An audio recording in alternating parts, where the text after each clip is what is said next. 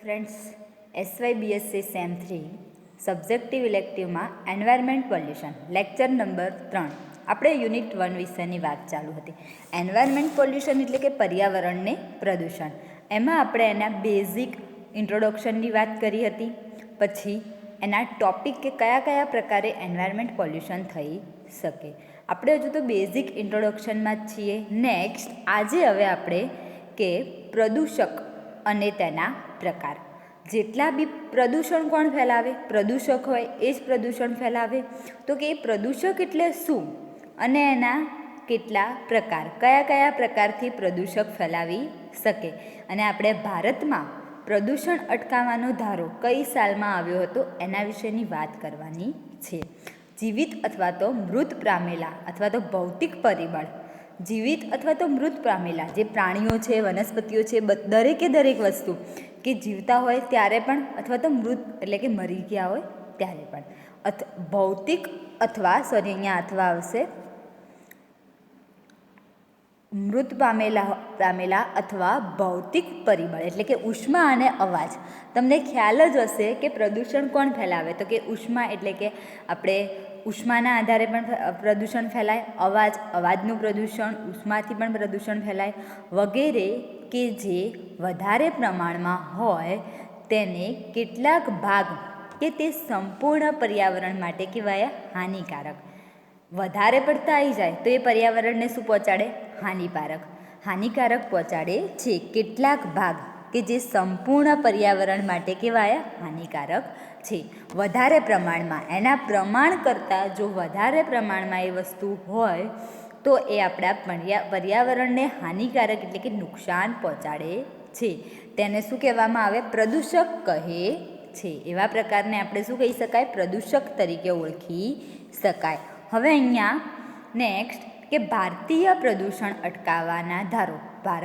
જે આપણો ભારતનો છે ભારતીય પ્રદૂષણ અટકાવવાનો ધારો 1985માં. કઈ સાલમાં? તો કે 1985 મુજબ પ્રદૂષક એટલે કે ઘન હોઈ શકે, પ્રવાહી હોઈ શકે અને વાયુ પણ હોઈ શકે એવા પદાર્થ એવી માત્રામાં હાજર હોય કે જેની માત્રા આપણે જે જરૂર હોય એના કરતાં એ કેવા હોય, એની માત્રા પર્યાવરણને નુકસાન કરે. અને તેના પ્રકારે આપણને નીચેના એવા અમુક પ્રકારો આપ્યા છે એ આપણે સમજીશું કે એનો ધારો આપણને 1985માં લાગુ પડ્યો કે પ્રદૂષક કોને કહેવાય અને એને અટકાવવા માટે આપણે શું કરવું જોઈએ. તો કે ઘન, પ્રવાહી અને વાયુ પદાર્થો. ઘન પદાર્થ, પ્રવાહી પદાર્થ અને વાયુ પદાર્થો એ દરેકે દરેક પદાર્થની માત્રા હાજર હોય કે જેની વધુ માત્રા હાજર તો હોય જ પણ જેની વધુ માત્રા જે શું કરે કે પર્યાવરણમાં જે જરૂરી છે એના કરતાં વધારે માત્રા ત્યાં હોય તો એ આપણા પર્યાવરણને શું કરશે? ત્યાં નુકસાન કરે છે. અને તેના કારણે નીચેના મુદ્દાઓ આપણે આગળ વિગતવાર સમજવાના છે. તો નેક્સ્ટ કે કયા શું પ્રકારે શું ફરક પડે? તો કે કેટલાક સામાન્ય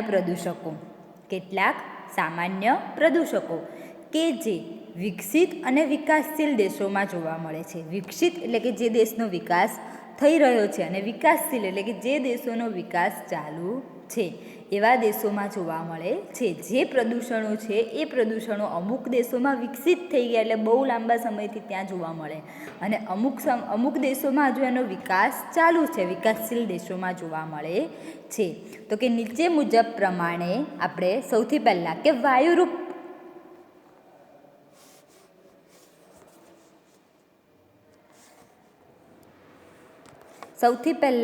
કે આપણે જોઈએ તો વાયુરૂપ પ્રદૂષક કોને કહેવાય? પહેલો ટોપિક આપણો કે વાયુરૂપ પ્રદૂષક એટલે કે વાયુમાં પણ શું કરશે? એ પ્રદૂષણ ફેલાવશે. તો કે નાઇટ્રોજનનું ઓક્સિડેશન N હોય અને જો એ ઓક્સિડેશન કરી દે એટલે કે +O જોડાય તો એમાંથી નાઇટ્રિક એટલે કે એમાંથી શું બની જાય? NO2 નાઇટ્રિક એસિડ એટલે કે એ HNO3માં પણ રૂપાંતર કરી શકે. સૌથી પહેલાં અહીંયા કે નાઇટ્રોજનનું ઓક્સિડેશન ક્યારે થાય? એ ખાસ કરી અને નાઇટ્રિક ઓક્સાઇડ, નાઇટ્રોજન ડાયોક્સાઇડ વગેરે બનાવે છે. એટલે કે NO2, HNO3, nitric oxide, nitrogen dioxide, NO2 nitrogen dioxide અથવા તો નાઇટ્રો તરીકે આપણે એને ઓળખીએ છીએ. એવા પ્રકારના શું કરશે એરિયા ઉદાહરણો તરીકે બનાવશે અને આપણને એ વાયુરૂપ પ્રદૂષકોમાં ભાગ ભજવે છે. ઉપરાંત SO2, HS, H2S અને CO એ હેલોજન. આ ઉપરાંત આ દરેકે દરેક S સાથે SO2 એટલે કે સલ્ફાઇડ, H2S ગેસ, આપણે જે H2S એ H2S ગેસ તરીકે, કાર્બન મોનોક્સાઇડ અથવા તો હેલોજનમાં પણ કયા કયા હશે તો કે ક્લોરાઇડ, બ્રોમાઇડ, આયોડાઇડ વગેરે વાયુરૂપ પ્રદૂષકો છે. તો કે સૌથી પહેલો પ્રકાર કે વાયુરૂપ પ્રદૂષકો. વાયુરૂપ એટલે કે હવામાં કોણ કોણ પ્રદૂષણ ફેલાવે તો કે હવામાં જે વધારે પડતો જે નાઇટ્રોજન હોય એ નાઇટ્રોજન ઓક્સિજન સાથે પ્રક્રિયા કરી અને નાઇટ્રિક એસિડ, એના ઓક્સાઇડ અથવા તો નાઇટ્રોજન ડાયોક્સાઇડ અને એ ઉપરાંત સલ્ફાઇડ એટલે કે SO2, H2S ગેસ જે આપણે એક ગેસ તરીકે તમારા લોકોને વાપરવામાં આવશે. સેમ ફોર્મમાં આપણને અહીંયા CO કાર્બન મોનોક્સાઇડ, CO2 હોય તો કાર્બન ડાયોક્સાઇડ, એ કોઈ વાતાવરણમાં આપણને પ્રદૂષક તરીકે મળે નહીં. CO carbon monoxide. પછી હેલોજનમાં પણ કયા કયા હાજર હશે તો કે ક્લોરિન એટલે કે Cl, બ્રોમિન એટલે કે Br અને આયોડિન એટલે કે I. આવા વગેરે વાયુરૂપ પ્રદૂષકો એ શું કરશે આપણને વાયુઓમાં પ્રદૂષણ ફેલાવશે. એટલે કે વાયુ એટલે કે હવામાં પણ પ્રદૂષણ ફેલાવે છે. હવે અહીંયા કે ફ્લોરાઇડના ઘટકો, બીજા નંબરનો કે ફ્લોરાઇડના ઘટકો દ્વારા પણ પ્રદૂષણ ફેલાય છે. ફ્લોરાઇડ ઘટકો એટલે કે F એ પણ આપણને કોઈક જગ્યાએ પ્રદૂષણ ફેલાવશે. આ દરેકે દરેક પ્રદૂષકો કઈ કઈ જગ્યાએ પ્રદૂષક ફેલાવે અને કયા કયા માધ્યમ એ આપણે આગળ આ જ લેક્ચરમાં જોવાનું છે. ત્રીજો પ્રકાર તો કે ધાતુ જેવા. ધાતુઓ પણ શું કરે જો વધારે પડતી હોય તો એ પણ શું કરે પ્રદૂષણ ફેલાવે છે. તો કે ધાતુઓ જેવી કે પારો એટલે કે Hg, લેડ એટલે કે Pb, આયર્ન એટલે કે Fe, Zn એટલે કે zinc, nickel, Ni, tin, Sn અને કેડમિયમ એટલે કે Cd વગેરે દ્વારા પણ પ્રદૂષણ ફેલાય છે. Hg, Pb, Fe, Zn, nickel, Sn અને કેડમિયમ આ બધા જ શું થઈ ગયા એક ધાતુઓ પણ શું કરશે એના દ્વારા પણ કોઈ જુદી જુદી જગ્યાએ પ્રદૂષણ ફેલાવવાનો પ્રયત્ન કરે છે. હવે કાર્બનિક પદાર્થો, કાર્બનિક પ્રદૂષકો કેવા છે તો કે બેન્ઝીન, પાયરીન, એસિટિક એસિડ અને ઇથર વગેરે પણ શું કરે આપણને પ્રદૂષણ ફેલાવે છે. હવે એના પછી તો કે પ્રકાશ રાસાયણિક. પ્રકાશમાં પણ શું હોય જુદા જુદા પ્રકાશ રાસાયણિક પ્રક્રિયકોમાં પણ પ્રદૂષકો જેવા કે ઓઝોન સ્તરમાં ગાબડા પડવા માંડ્યા. શેના લીધે પ્રદૂષણના લીધે.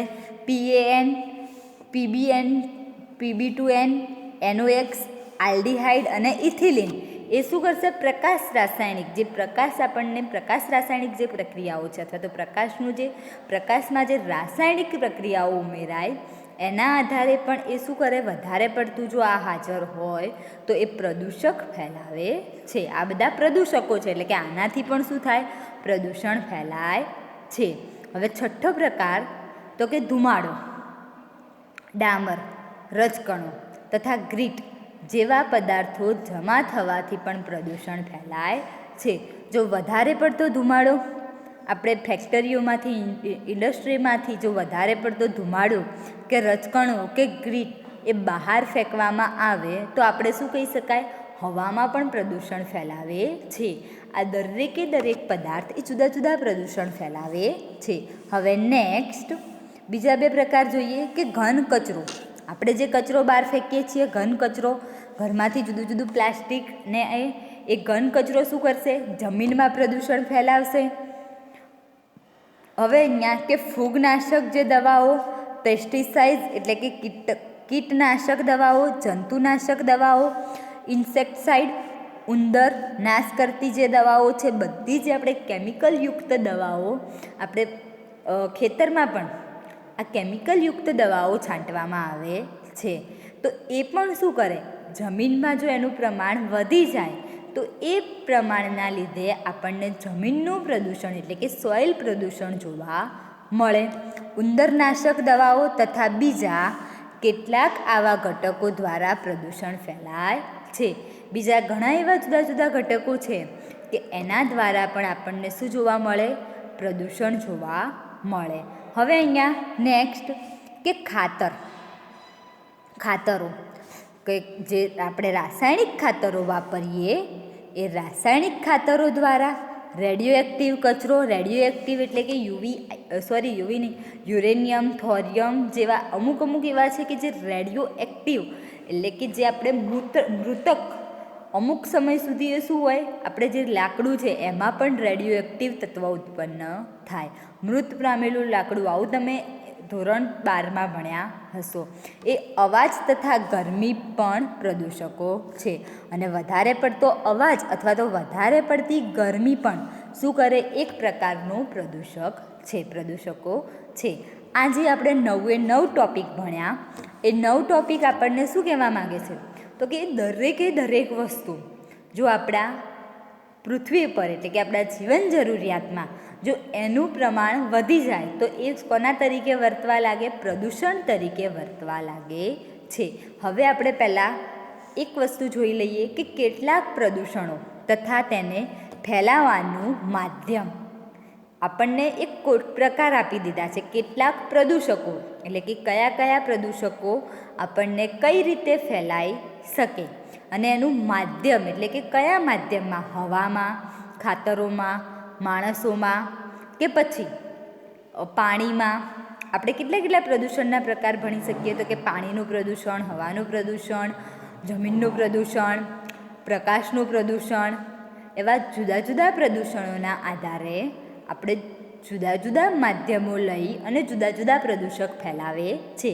કોઈ એક પ્રદૂષક આટલા બધા પ્રદૂષણ ફેલાવી શકે નહીં. દરેક પ્રદૂષક કેવા છે, જુદા જુદા. એનું માધ્યમ કેવું છે, જુદું. તો કેટલાક પ્રદૂષણ તથા તેના ફેલાવાનું માધ્યમ આપેલું છે, જે આપણે નીચે મુજબ દર્શાવી શકાય.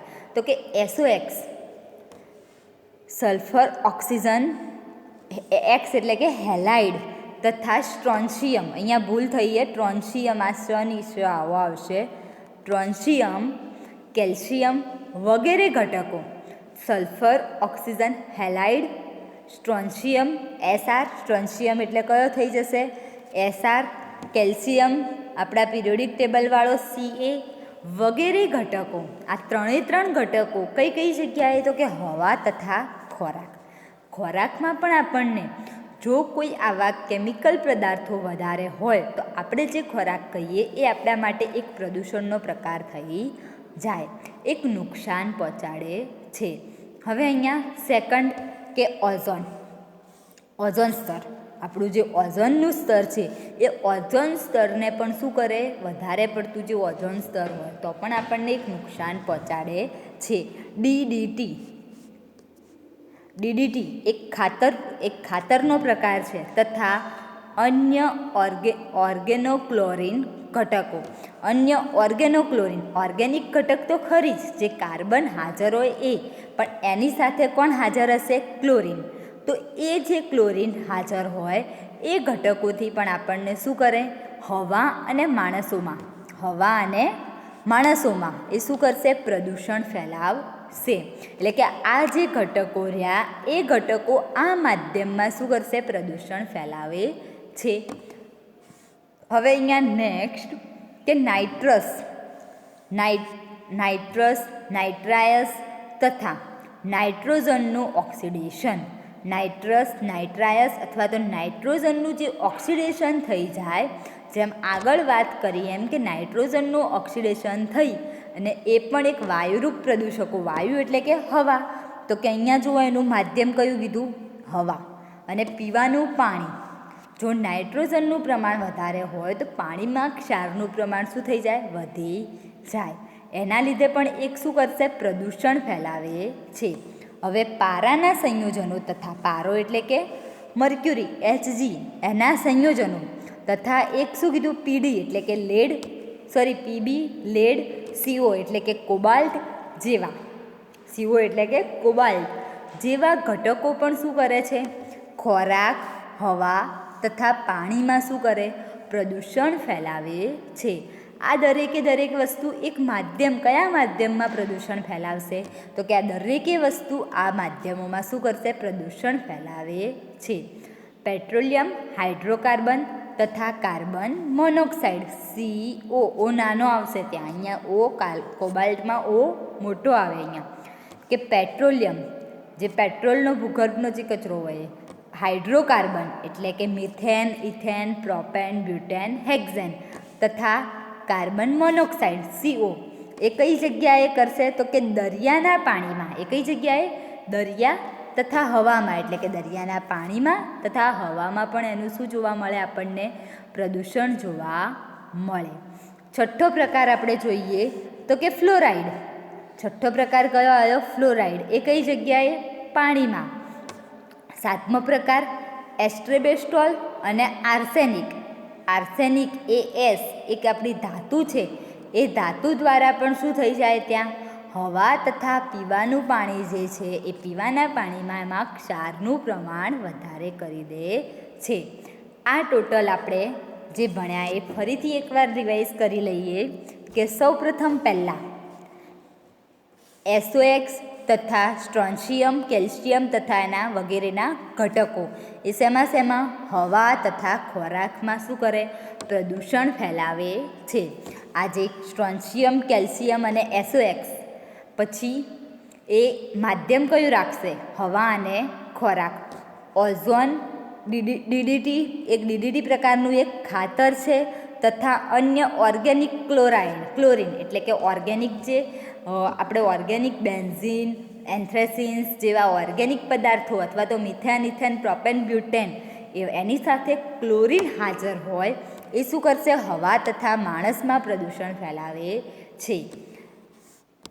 એના પછી કે નાઇટ્રેટ્સ એટલે કે પીવાનું પાણી તથા હવા, નાઇટ્રાઇસ તથા નાઇટ્રોજન, ઓક્સિજન એ પણ શું કરશે? પીવાનું પાણી અથવા તો હવામાં શું કરશે? પ્રદૂષણ ફેલાવે છે. પારો તથા એમાં પીબી એટલે કે લેડ અને CO એટલે કે કોબાલ્ટ એ પણ શું કરે? ખોરાક, હવા તથા પાણીમાં પ્રદૂષણ ફેલાવે છે. પેટ્રોલિયમ, હાઇડ્રોકાર્બન તથા કાર્બન મોનોક્સાઇડ. પેટ્રોલિયમ, હાઇડ્રોકાર્બન તથા કાર્બન મોનોક્સાઇડ એ પણ શું કરશે? દરિયામાં તથા હવામાં શું કરે? એનું પ્રદૂષણ ફેલાવે છે. ફ્લોરાઇડ હવામાં, એસ્બેસ્ટોસ અથવા તો આર્સેનિક એ પણ શું કરે? હવા તથા પીવાનું પાણી. એટલે કે જુઓ અહીંયા સૌથી વધારે હવા અને પીવાનું પાણી એ દરેક વસ્તુમાં શું કરે છે? પ્રદૂષણ ફેલાવે છે. હવે અહીંયા આપણે એક વસ્તુ આગળ ફરીથી એકવાર એના કઈ રીતે પ્રદૂષણ ફેલાય, કયા પ્રકારથી એના વિશેની વાત કરી લઈએ. સૌપ્રથમ પહેલાં કે જીવિત અથવા તો મૃત પામેલા પ્રદૂષક કોને કહીશું? તો કે જીવિત અથવા તો મૃત પામેલા અથવા તો એના ભૌતિક પરિબળ એટલે કે ઉષ્મા અને અવાજથી આપણે વોઇસ પોલ્યુશન થાય. ઉષ્માથી આપણે એ વાતાવરણમાં જ પ્રદૂષણ ફેલાવે. જો ધુમાડો વધારે થાય તો પણ હવાનું પ્રદૂષણ થાય. એટલે કે વગેરે કે જે વધારે પ્રમાણમાં હોય તથા તેનો કેટલોક ભાગ સંપૂર્ણપણે પર્યાવરણ માટે શું કરે? હાનિકારક હોય છે, તેને શું કહેવામાં આવે? પ્રદૂષકો કહે છે. એનો ધારો આપણે 1985માં, કઈ સાલમાં? 1985માં આપણને 1985 મુજબ પ્રદૂષક એટલે કે ઘન, પ્રવાહી અને વાયુ પદાર્થ એવી માત્રામાં હાજર રહી અને જો વધારે પડતી માત્રા હોય, જેટલી માત્રા જરૂર હોય એના કરતાં વધારે પડતી માત્રા હોય તો એ શું કરશે? પર્યાવરણને નુકસાન કરે છે. તેના પ્રકાર નીચે મુજબ આપણે જણાવી શકાય છે. હવે અહીંયા ફરી પાછું જોઈએ તો કે વાયુરૂપ પ્રદૂષક નાઇટ્રોજન. વાયુરૂપ પ્રદૂષણમાં કોણ કોણ? Nitrogen oxide, SO2, H2S, CO અથવા તો હેલોજન જેવા પ્રદૂષણો શું કરશે? વાયુરૂપ પ્રદૂષણ ફેલાવશે. ફ્લોરાઇડ એ કયા કરશે? ફ્લોરાઇડ એ ઘટકો દ્વારા પણ પ્રદૂષણ ફેલાય છે. ફ્લોરાઇડ ઘટકો દ્વારા પ્રદૂષણ ફેલાય. નેક્સ્ટ, ધાતુઓ પણ શું કરે? પ્રદૂષણ ફેલાવે. તો કે કઈ કઈ ધાતુઓ? તો કે Hg, Pb, Fe, Zn, nickel, Sn અને કેડમિયમ પણ શું કરે? પ્રદૂષણ ફેલાવે છે. કાર્બનિક પ્રદૂષક જેવા કે બેન્ઝીન, બેન્ઝાપાયરીન, એસિટિક એસિડ અને ઇથર પણ શું કરે? પ્રદૂષણ ફેલાવે છે. પ્રકાશ રાસાયણિક પ્રદૂષણો જેવા કે ઓઝોન, PAN, PB2N, NOx જેવા આલ્ડિહાઇડ અને ઇથિલિન પણ પ્રદૂષણ ફેલાવે છે. ધુમાડો, ડામર, રજકણો, ક્રીટ જેવા પદાર્થો જમા થવાથી પણ શું કરે? પ્રદૂષણ ફેલાવાય છે. નેક્સ્ટ, તો કે ઘન કચરો. જે ઘન કચરો છે એ પણ શું કરશે? પ્રદૂષણ ફેલાવશે. જુદી જુદા પ્રકારની જે દવાઓ કીધી હતી એ દવાઓ પણ શું કરશે? ત્યાં પ્રદૂષણ ફેલાવે છે. રેડિયો એક્ટિવ કચરો, અવાજ તથા ગરમી પણ શું કરે? પ્રદૂષકો ફેલાવે છે. અને બીજું એક વસ્તુ જોયું આપણે કે એ પ્રદૂષણના કેટલાક પ્રદૂષકો અને કેટલાક એના માધ્યમો એના દ્વારા પણ પ્રદૂષણ ફેલાય છે. ઓકે મિત્રો, આપણે આજે ખાલી પ્રદૂષક કયા તત્વો કેટલા પ્રદૂષણ ફેલાઈ શકે એના વિશેની વાત કરી. હવે નેક્સ્ટ લેક્ચરમાં આપણે આગળ આમાં જ થોડીક ચર્ચા કરવાની છે. પછી એના પ્રકાર વિશેની માહિતી અને જુદા જુદા પ્રકાર વિશે આપણે જુદી જુદી માહિતી મેળવીશું. ઓકે મિત્રો, થેન્ક યુ. નેક્સ્ટ લેક્ચરમાં મળીએ.